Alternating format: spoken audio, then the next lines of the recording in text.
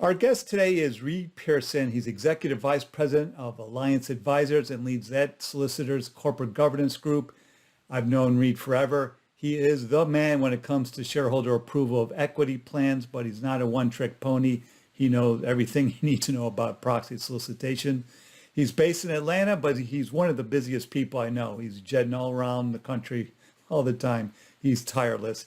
I'm Brock Romanek today on Zippy Point.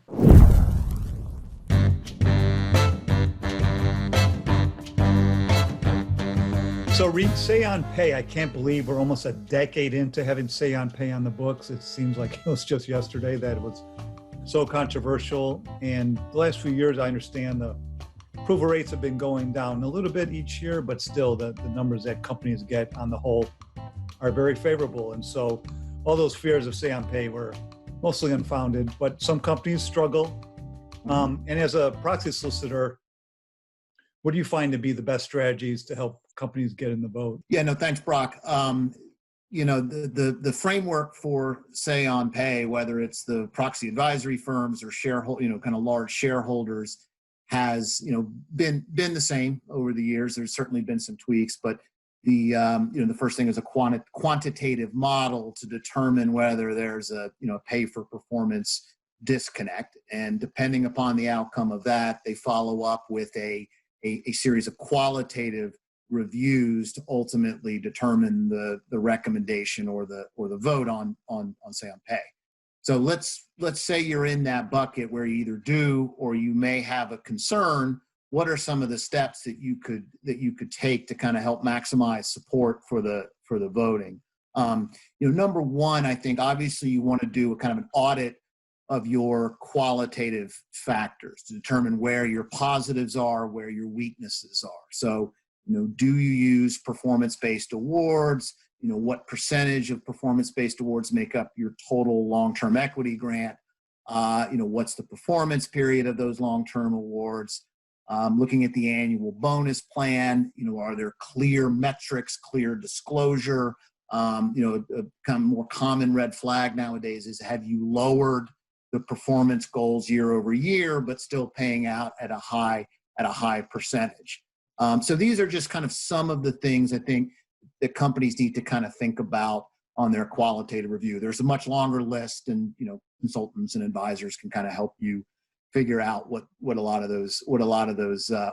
your potential red flags are going to be. So second piece of this is understanding your shareholder base. Understanding the level of influence of ISS and Glass Lewis, which of those shareholders are blindly following what ISS and Glass Lewis say, also knowing which institutions follow or kind of have their own internal guidelines. And I also think it's really, really important when you're analyzing that shareholder base to understand, who has the vote power. Is it in a governance or stewardship team?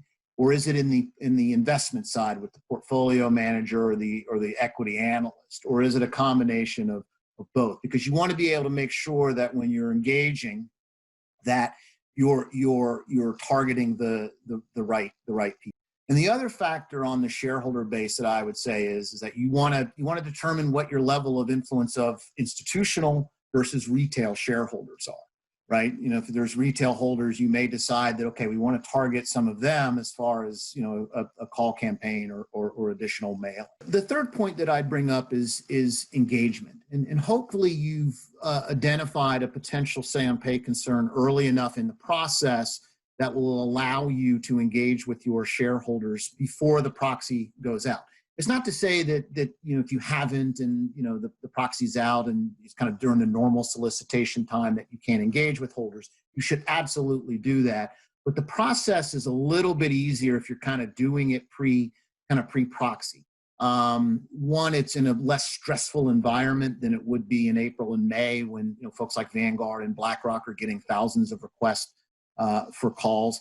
Two, it might provide you some additional intel that you can kind of put into your proxy. So for example, we spoke with a number of our shareholders. Here was a common concern or feedback that we've heard. Here's how we've addressed it. So engagement might allow you to kind of get ahead of any potential concerns you might have.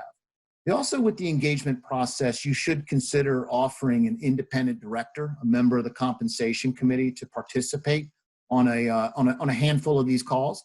I wouldn't say the committee member would need to be on all of your engagement calls, but certainly having on some key shareholders can be very, very helpful. And then obviously what you can do with some of this feedback is put it into your proxy. So that brings me to my fourth point, which is the disclosure. Everyone says this, tell your story, tell your message. And so it sounds a little cliche, but it's also very right. Being able to kind of explain how your compensation program is tied into your business strategy is going to be key to kind of helping you with your say on pay vote. Also, use your engagement story in the proxy statement.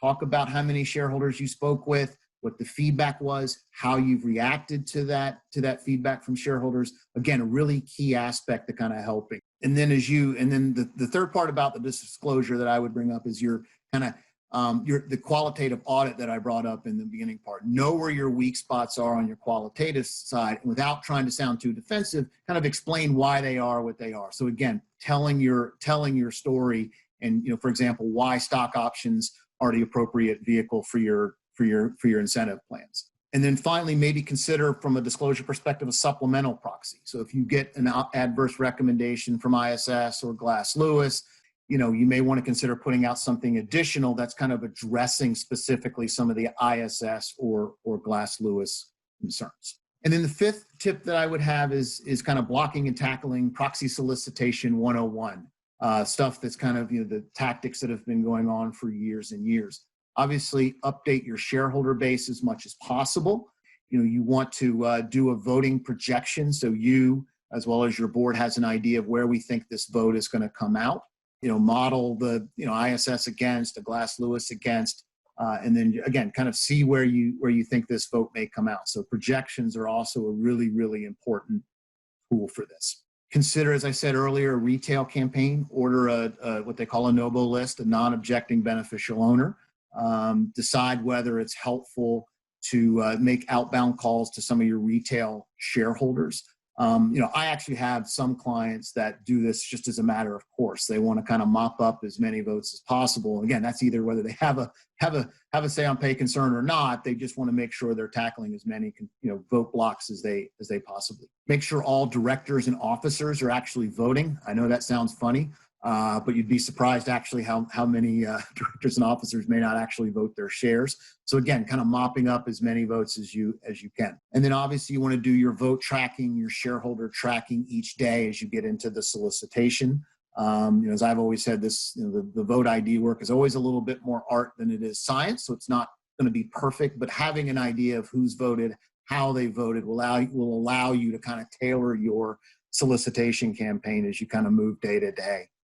During that vote. So let me ask you a question, Reid. In an ideal world, you're on retainer year round, and definitely for a 1231 company, you're definitely on retainer from fall for the spring annual meeting.